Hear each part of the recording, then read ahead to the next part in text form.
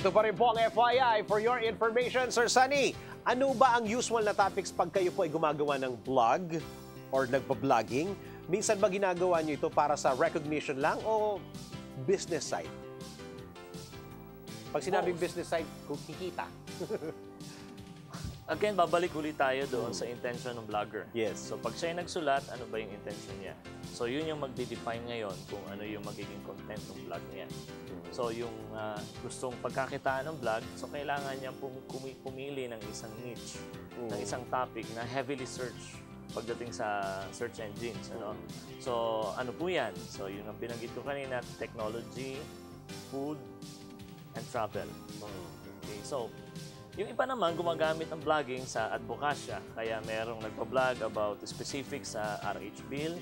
Ako, yung isang advocacy vlog ko is specific sa online safety, cyber wellness. Okay. Yung iba naman nagpa-vlog dahil gusto lang nila na meron silang record, online record or digital record ng nangyayari sa buhay nila. So, they set up a photo vlog. Walang masyadong text yun.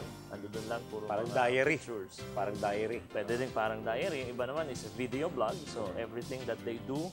So, aside from YouTube, meron din silang vlog specific for that. Ano po yung usual na madalas na nagiging topic nyo? Kayo po, personal. Sir Ako, marami kasi akong vlog eh. So, yung isang personal vlog. Ganong karami, sir? Pwede malaman. Yung active. Apo, yung active. sesantos.com.ph, that is a personal blog. So, anything that is related to my day-to-day experiences na merong lesson na makupulot. So, nire-record ko yun doon. I write about it. Though I do not advertise this blog since meron na siyang regular visitors. Okay. So, it is about reflections about marriage, parenting, day-to-day living. Nalalaman niyo ba, sir, kung sino yung mga bumibisita? Yes. Merong mga tools doon na makikita mo kung saang bansa galing, ano yung IP address, ano yung mga binisita doon sa site mo, gaano katagal, at kung nag-comment ba sila. Yun. Makikita mo yung matitrace mo. Meron kang metrics or statistics na makukuha para malaman mo saan sikat yung vlog mo. Okay. At ano yung paboritong topic na puntahan ng vlog. Yun. So, lahat po ito sinusulatan ninyo? Ilan vlogs po meron kayo ngayon? So, yung personal, tapos yung sa advocacy vlog, pangalawa, it's about cyber wellness and online safety. Yung company vlog, tatlo. Ito yung active vlogs that I have.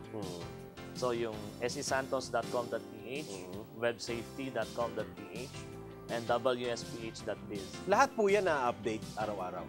Hindi araw-araw, okay? Pero kailangan i-update. Now, depende na sa vlogger kung gano'n niya kadalas gustong i-update. Siya pa rin na magdidesisyon. Oo. So, in my case, every time, yung sa personal vlog, kung merong significant event na merong worth learning from, susulat ako. Doon sa advocacy vlog naman, sa online safety, pagka merong bagong issue about online safety, then I write about it. Sa business, kung merong bagong offering, bagong service, o katatapos ng seminar, I post the pictures and discuss about the synopsis of the seminar. So, mga ganun. Wow! Parang lawak.